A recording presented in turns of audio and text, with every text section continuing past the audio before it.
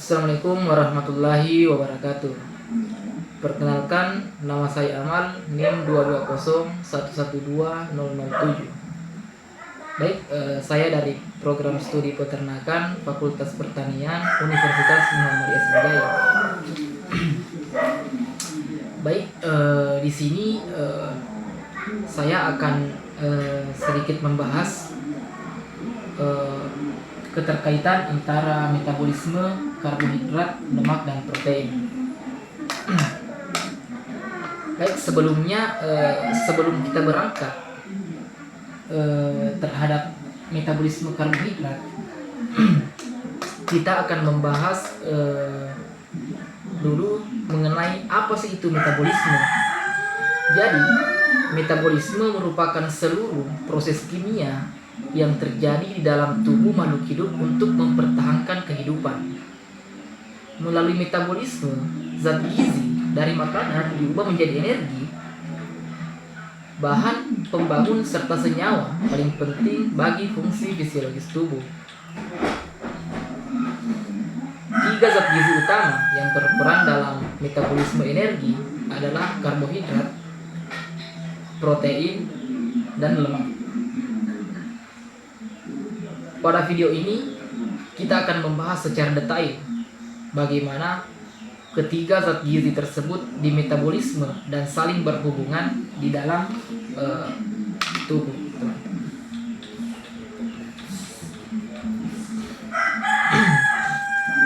Secara umum, metabolisme energi terdiri dari 3 tahap, yaitu yang pertama, pemecahan zat gizi menjadi molekul sederhana.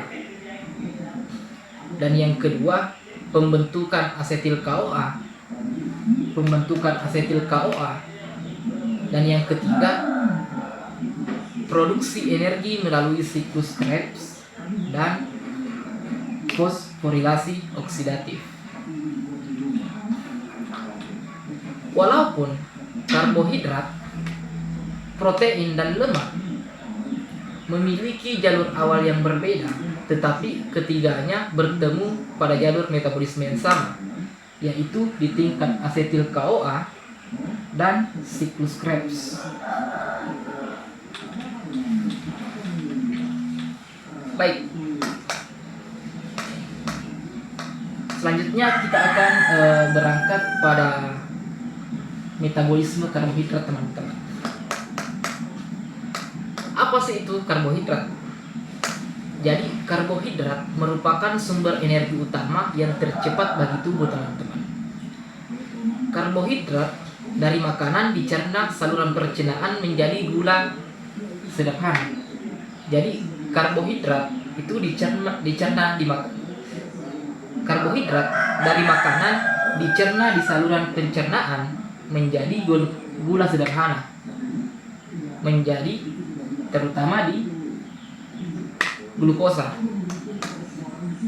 Glukosa kemudian diserap di dalam darah dan didistribusikan ke seluruh jaringan tubuh, teman-teman. Di dalam sel, glukosa mengalami proses glikolisis. Jadi di dalam sel, glukosa mengalami proses glikolisis berlangsung di sitoplasma dan menghasilkan ATP sebagai energi awal, teman-teman, dan NADH sebagai pembawa elektron serta pirufat sebagai produk akhir. Selanjutnya masuk ke pirufat.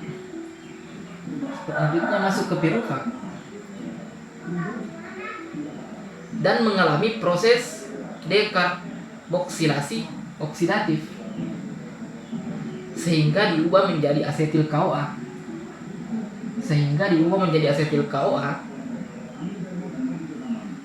Asetil CoA merupakan molekul kunci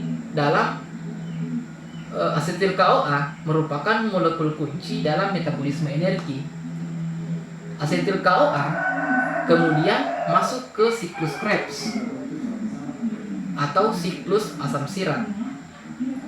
Di dalam siklus ini, asetil CoA dioksidasi secara bertahap menghasilkan karbon dioksida sebagai sisa metabolisme.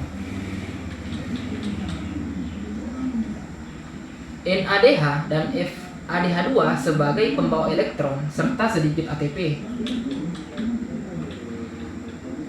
Pembawa elektron yang dihasilkan akan masuk ke rantai transfer elektron dalam proses fosforilasi oksidatif, menghasilkan ATP dalam jumlah besar. Dengan demikian, karbohidrat diubah secara efisien menjadi energi yang digunakan untuk aktivitas tubuh, teman-teman. Jadi itulah proses metabolisme karbohidrat, teman-teman. Selanjutnya kita akan berangkat ke metabolisme lemak. Sebelum kita mengetahui bagaimana jalur metabolisme lemak ini, kita akan membahas dulu apa sih itu lemak, teman-teman. Jadi, lemak merupakan cadangan energi utama dan menghasilkan energi paling tinggi dibandingkan zat gizi lainnya, teman-teman. Jadi lemak, teman-teman, dipecah menjadi dua, yaitu asam lemak dan gliserol. Jadi, gliserol dapat diubah menjadi senyawa antara glikolisis sehingga dapat langsung digunakan untuk produksi energi. Sementara itu, asam lemak dipotong secara bertahap menjadi unit asetil CoA.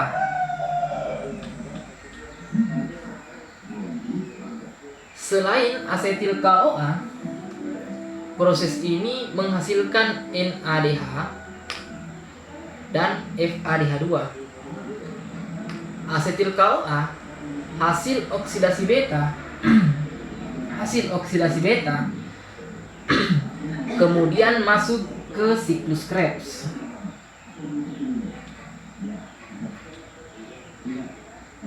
Sama seperti asetil CoA yang dihasilkan oleh karbohidrat.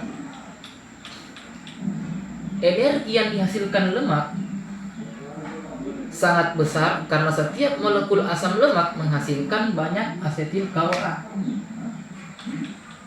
Oleh karena itu, lemak sangat berperan penting sebagai sumber energi jangka panjang, teman-teman, terutama saat cadangan karbohidrat dalam tubuh menurun. Jadi itulah proses metabolisme lemak, teman-teman.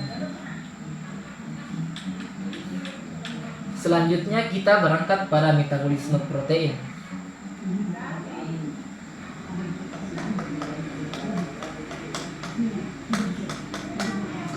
Metabolisme protein, kita harus mengetahui dulu apa sih definisi dari protein tersebut, teman-teman. Jadi, protein memiliki fungsi utama sebagai zat pembangun dan pengatur. Namun dalam kondisi tertentu juga dapat digunakan sebagai sumber energi. Jadi protein dipecah menjadi asam amino. Jadi protein dipecah menjadi asam amino melalui proses pencernaan. Asam amino kemudian mengalami proses deaminasi, yaitu pelepasan gugus amin. Jadi asam amino mengalami proses deaminasi, yaitu pelepasan gugus amin. Gugus amin yang mengandung nitrogen akan diubah menjadi urea dan dikeluarkan dari tubuh melalui urin. Sementara itu, rangka karbon asam amino dapat masuk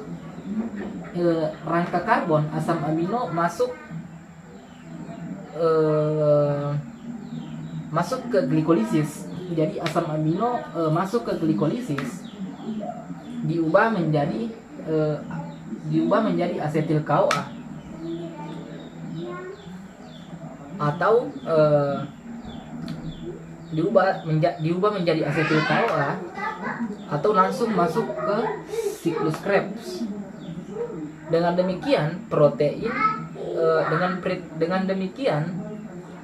protein dapat berkontribusi dalam pembentukan energi meskipun bukan sumber energi utama. Jadi kesimpulannya, metabolisme karbohidrat lemak dan protein tidak berjalan sendiri-sendiri, tetapi saling terintegrasi. Titik temu utama ketiganya adalah asetil CoA. Jadi titik temunya ini karbohidrat, lemak dan protein itu di asetil CoA, siklus Krebs dan fosforilasi oksidatif. Adapun kelebihan karbohidrat dapat diubah menjadi lemak. Sementara saat karbohidrat terbatas, lemak dan protein akan digunakan sebagai sumber energi. Proses metabolisme memungkinkan tubuh memanfaatkan zat gizi secara optimal untuk menghasilkan energi, membangun jaringan, dan mempertahankan keseimbangan fisiologis. Dengan memahami metabolisme karbohidrat, protein, dan lemak, kita dapat menyadari pentingnya keseimbangan nutrisi dalam menjaga kesehatan dan produktivitas tubuh. Jadi itulah pembahasan keterkaitan antara metabolisme karbohidrat, lemak, dan protein. Baik, cukup sekian. Billahi fisabilillah, fastabiqul khairat. Assalamualaikum warahmatullahi wabarakatuh.